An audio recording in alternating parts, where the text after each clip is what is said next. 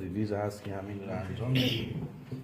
خب اون در مورد پوپلیوس هم گفتیم که فقط ببین اندازه یه بیضه یه تخم مرغ شما ماساژ فشار نمیدید، بقیه میتونید سودوموس و خب الان اینجا رکبیه که پوپلیوس اینجا میتونید ماساژ بدید پوپلیوس اینجا رو موجود، ولی اینا توی اسپورت و توی ریلکس تو ماساژهای دیگه میگن ممنوع، در صورتی که ممنوع نیست. اینجا ممنوع نیست. آره رکبیه. اینجا ممنوع نیست. اینجا ممنوع. ببینید کلا ببینید اینجا ممنوعه. این وسط. آره وسط.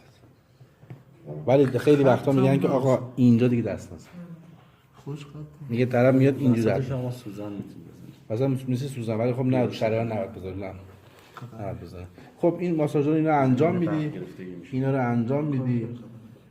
نه اینا رو انجام میدی. اینا رو انجام میدی که شیشا رو بعد اینی که طرف الان مال شما سفته ها.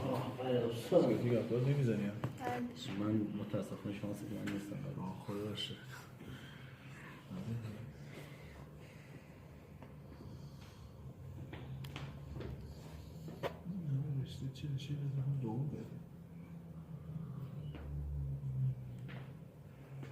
اسم میکنی؟ بله استاد.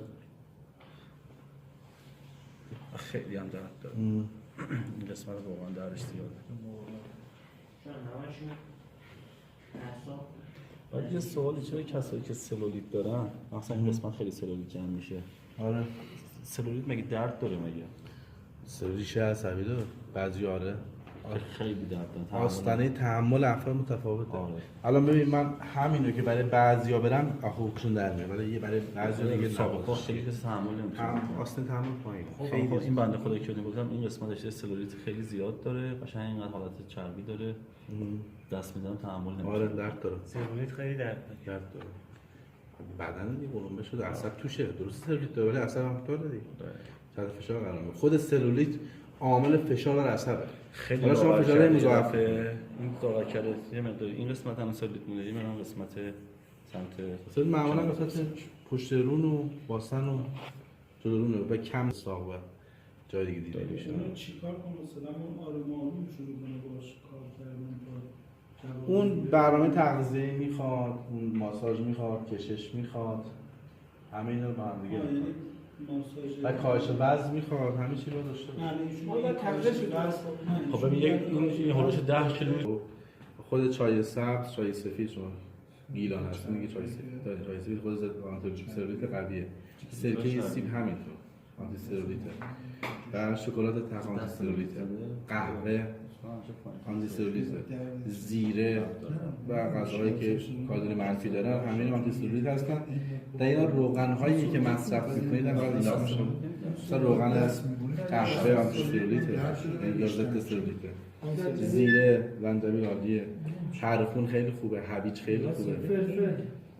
فلفل حساسیت نیستی برای بعضی. یه ترکیبی از اینها میشه فوق‌العاده است. و برس سلولیت هست. برس‌های شبیه فرچه‌هایی که فرش میشورن.